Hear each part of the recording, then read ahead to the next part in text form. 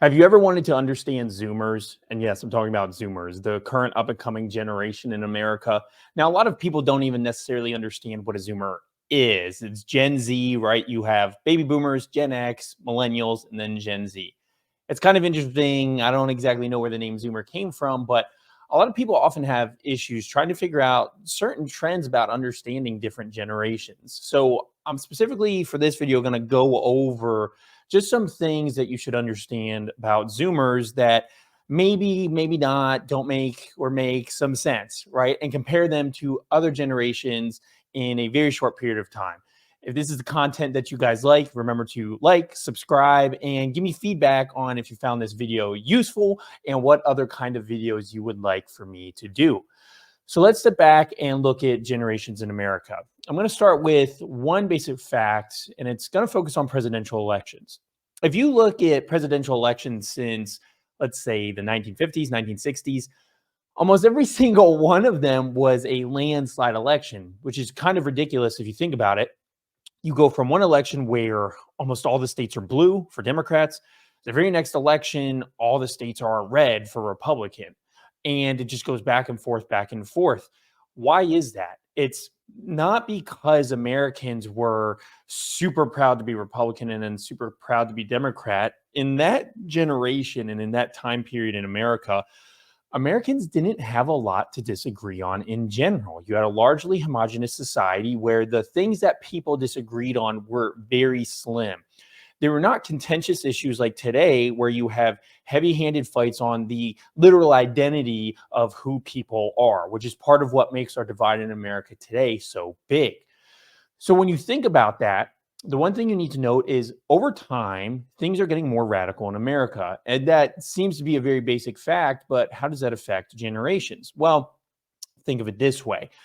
Boomers at large, in general, hold very similar opinions to each other. Now, of course, there's always the fringes, and I'm going to get in trouble for talking about generalizations, but the boomers of a generation have had certain things that they all agree on. If you don't believe me, just ask any boomer about Social Security, for example, or government handouts, which they would say is different than Social Security, right? They are all going to have certain aspects for certain things that they liked because of the time in which they were born. But as you filter down, what's interesting is generations become more radical. And that is the most important thing to understand about not even Gen X and millennials, but Gen Z, Zoomers. What you're going to see is a huge bifurcation in the beliefs of this generation. The example that I like to give is in high schools all across America. You're seeing a lot of studies that a lot of Gen Z are, what do they say? They say that Gen Z is the most sexually diverse generation, claiming that 30 to 40% of Gen Z, sometimes lower numbers like down 20%, are claiming to be part of the LGBTQ community plus, right? Now, let's set aside the fact that for most of this generation, sometimes that's just trendy, right? They don't necessarily say that their sexuality is different in this generation. It just might be something that sets you apart. But for that 20 to 30% or growing amount of Gen Zers who identify that way, you have to understand that the other amount of Gen Z are actually going the complete opposite way, where they're going more traditional, more right wing. It's even becoming trendy, and this is crazy to say, to even go back to church and kind of start promoting a more strict religious society among this generation. That has no doubt been a big factor in some of the memes that have been promoted among, the younger generation, which is another thing that I will get to in a second. But you have to understand that when you're thinking of a generation, you're seeing a trend and you're going, man, this generation is screwed. Say, for example, you see some kind of metric that says, Gen Z as a whole wants to work less. And they say that 30% of Gen Z feels entitled and doesn't want to work as much. You have to understand that that is the direct opposite for the other percentage, right? Of course, there's always going to be people in the middle, but Gen Z is a very radical generation on both the left and right. So anytime you're reading a stat, you really have to understand that. So there's multiple studies about Gen Z and some of the trends that they're experiencing. But anytime there's a negative trend, you also need to realize that the people not mentioned in that trend are going to be the exact opposite, and that's normally not talked about. Another big thing about Gen Z, probably one of the most important factors, I think, is actually communication. If you're thinking about communication, let's talk about the way we actually interact. What is the common boomer sentiment? The common boomer sentiment is, back in my day, we didn't have cell phones, we didn't have technology. We just talked to each other, which, we're going to set that kind of stereotype aside because I could actually disprove a lot of those points and some of the things that boomers say about Gen Z and even implicate how boomers interacted with each other then. But one interesting thing is technology has shifted the way we actually communicate to an incredible degree, to the point that even millennials to some extent, but especially with Gen Z, we're almost speaking a different language. Let me explain what that looks like. And it all has to do with memetics. And here's where it gets complicated is because Gen Z is a internet native, technology native generation, we grew up seeing memes. We grew up being able to send memes, edit memes, make our own memes, have our own small niche communities built around memetics and different memes. So what that means is if I were to send a meme to somebody, that meme might be like a fifth iteration of a meme. What do I mean by that? You take a photo that somebody finds funny. You take another photo that somebody else finds funny. You then combine those two photos, and if both of those photos you found funny beforehand, you automatically know that that third photo that you're looking at, which combines the two, is a reference back to a previous meme. So then memes begin to iterate themselves on top of memes to the point where you might see a meme where you understand it's funny because it's referencing back to 2, 3, 4 different memes. Now, if you show that to someone who's older, they're going to have no idea what's funny because they don't understand the previous history of the image that they've been shown because they're not caught up on the internet. Frankly, they just don't have the ability or the time. And that's not a negative. That's just a reality because they are not natives of the internet. So what that means is communication amongst this Generation Z is completely different. It means that you might not actually be able to understand it. And you already see that in some of the common lingo. Of course, you have words like LOL, LMFAO, for real, and all those kind of funny things that you see all the time. But what you don't understand is those are becoming common talk to the point where you do see people actually say them.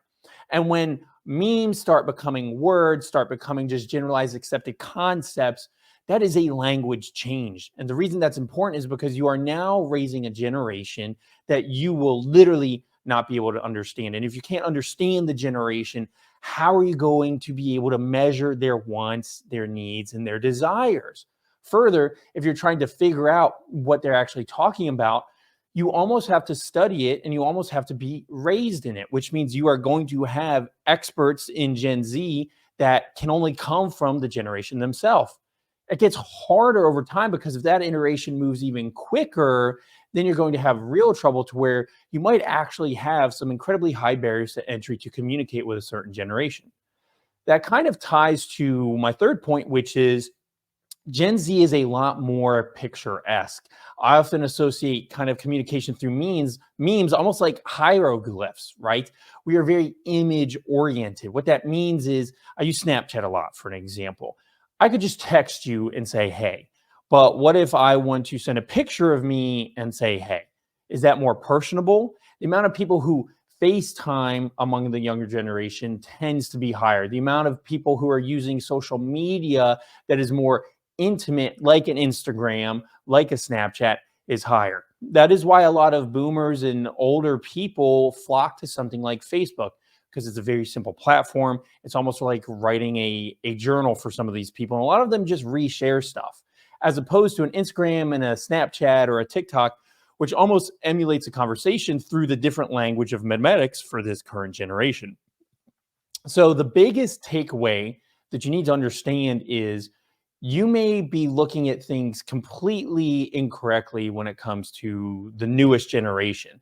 And everything that I've talked about with Gen Z can be applied to different generations. But as technology progresses and moves quicker, you're going to find that the barriers to entry to really break into and understand this younger generation is going to be harder. But for those of you who often read depressing headlines stating how Gen Z is this, Gen Z is that, you need to understand that anything negative is certainly just a pocket within that generation. And you can almost guarantee that that pocket has a direct, and I mean a direct, inverse within that same generation, which means the more radical thing you see Gen Z pushing on the left, there's a bunch of people in Gen Z pushing the even more radical side of it on the right. Politically, that's very important to understand. Now, of course, I used a lot of generalizations in this video, and I would highly encourage you, if you are interested in generations, to actually study this book called The Fourth Turning, Strauss-Howe theory, which is named after the people who wrote it. Strauss and Howe wrote the book called The Fourth Turning, and the book that they wrote before that was called Generations. And it's actually what we use currently as the model for what a generation is. And so even though that's still kind of mixed, and there's a question about whether technology changes the dynamic and the length of a generation. For example, you might have millennials who are very different because of post 9/11 and pre 9/11 millennials, or, post cell phone, pre cell phone millennials, little things like that that change. There are overarching themes and habits that make up a conclusive generation. And if that's something that fascinates you, I highly recommend you go and read the book, The Fourth Turning. Biggest thing to remember, guys, is anything that you're reading about Generation Z, and if you're a Gen Z watching this, maybe you'll start seeing some of that self-awareness. If you're not a Gen Z watching this, hopefully it helps you understand the generation a little bit better, and maybe you can clue on some things. But just ignore a lot of the headlines and try to look for the overall general trends, and know that whatever trend is being reported is only telling you half of the story.